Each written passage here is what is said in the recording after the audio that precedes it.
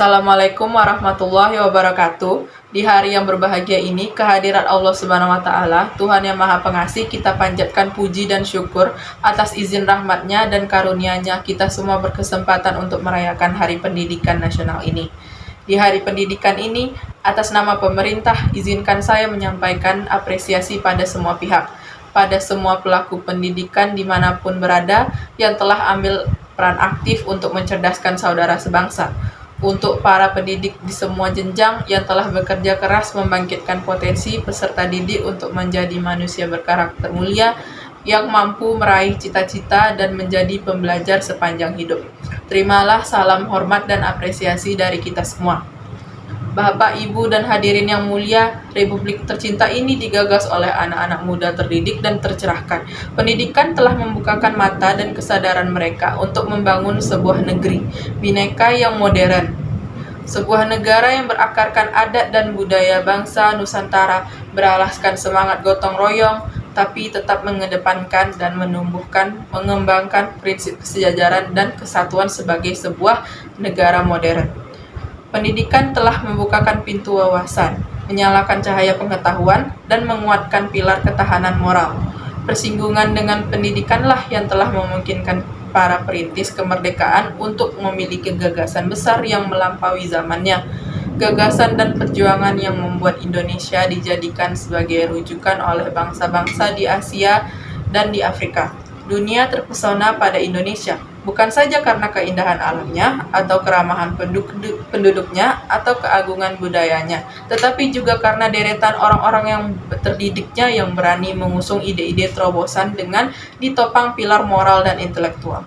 Indonesia adalah negeri penuh berkah. Di tanah ini setancap ranting bisa tumbuh menjadi pohon yang rindang. Alam subur, laut melimpah, apalagi bila melihat mineral banyak, gas hutan, dan semua deretan kekayaan alam. Indonesia adalah wajah cerah Khatulistiwa. Namun kita semua harus sadar bahwa aset terbesar di Indonesia bukan tambang, bukan gas, bukan minyak, bukan hutan, ataupun segala macam hasil bumi. Aset terbesar bangsa ini adalah manusia Indonesia. Tanggung jawab kita sekarang adalah mengembangkan kualitas manusia Indonesia. Manusia yang terdidik dan tercerahkan adalah kunci kemajuan bangsa. Jangan sesekali kita berjalan berpikir kaum kolonial di masa lalu. Fokus mereka, kaum kolonial itu adalah pada kekayaan alam saja dan tanpa peduli pada kualitas kemanusiaannya. Kaum kolonial memang datang untuk mengeruk dan menyedot isi bumi Nusantara, menguras hasil bumi Nusantara. Karena itu mereka peduli dan tahu persis data kekayaan alam kita. Tetapi mereka tak pernah peduli dengan kualitas manusia di Nusantara. Kini kita sudah 70 tahun merdeka. Kemerdekaan ini bukan hanya untuk menggulung kolonialisme, melainkan juga untuk menggelar kesejahteraan dan keadilan sosial bagi seluruh rakyat Indonesia. Jangan sampai kita hanya tahu tentang kekayaan alam, tetapi tidak tahu kualitas manusia di negeri kita. Kita harus berkonsentrasi pada peningkatan dan pengembangan kualitas manusia. Kita tidak boleh mengikuti jalan berpikir kaum kolonial yang terfokus hanya pada kekayaan alam, tetapi melupakan soal kualitas manusia. Mari kita jawab. Tahukah kita berapa jumlah sekolah, jumlah guru, jumlah siswa, jumlah perguruan tinggi di daerah kita? Tahukah kita berapa banyak anak-anak di wilayah kita yang terpaksa putus sekolah? Tahukah kita tentang kondisi guru-guru di sekolah yang mengajar anak-anak di kita? Tahukah kita tentang tantangan yang dihadapi oleh kepala sekolah dan guru untuk memajukan sekolahnya? Lebih jauh lagi, berjuta-juta jumlahnya putra-putri Indonesia yang kini telah berhasil meraih kesejahteraan. Pada kita yang telah sejahtera itu jelas terlihat bahwa pendidikan adalah hulunya. Karena pendidikanlah yang mampu terbuka untuk hidup lebih baik. Pendidikan itu seperti tangga berjalan yang mengantarkan kita meraih kesejahteraan yang jauh lebih baik. Pertanyaannya, sudahkah kita menengok sejenak pada dunia pendidikan yang telah mengantarkan kita pada kesejahteraan yang lebih baik? Pernahkah kita mengunjungi sekolah kita dulu? Pernahkah kita menyapa, bertanya kabar dan kondisi, serta berucap terima kasih pada guru-guru yang mendidik kita dulu? Pernahkah kita menyapa kembali dan menyampaikan terima kasih pada dosen-dosen kita? Bagi kita yang kini berkiprah di luar dunia pendidikan, mari kita luangkan perhatian. Mari ikut terlibat memajukan pendidikan. Mari kita ikut iuran untuk membuat generasi anak-anak kita bisa meraih yang jauh lebih baik dari yang berhasil diraih generasi ini. Dan iuran paling mudah adalah kehadiran.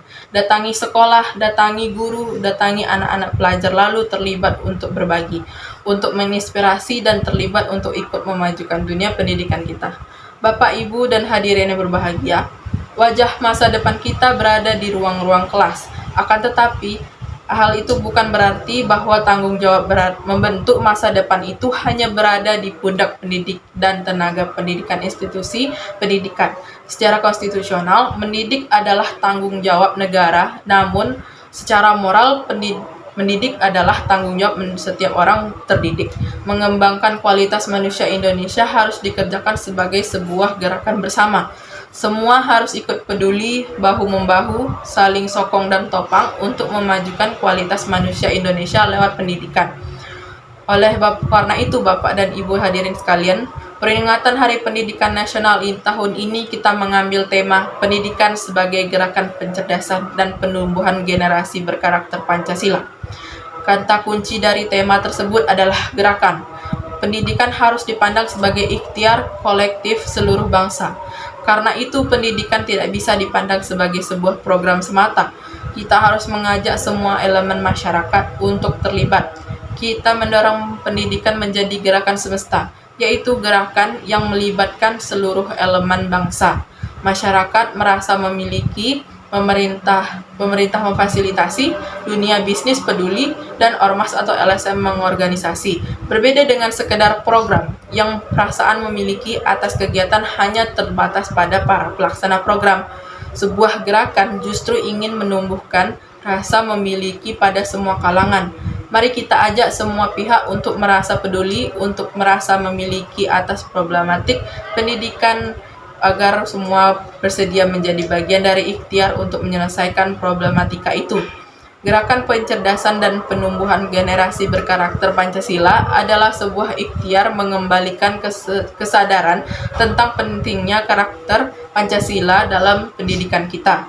Sudah digariskan bahwa pendidikan bertujuan untuk mengembangkan potensi peserta didik agar menjadi manusia yang beriman, bertakwa kepada Tuhan Yang Maha Esa, berakhlak mulia, sehat, berilmu, cakap, kreatif, mandiri, dan menjadi warga negara yang demokratis serta bertanggung jawab.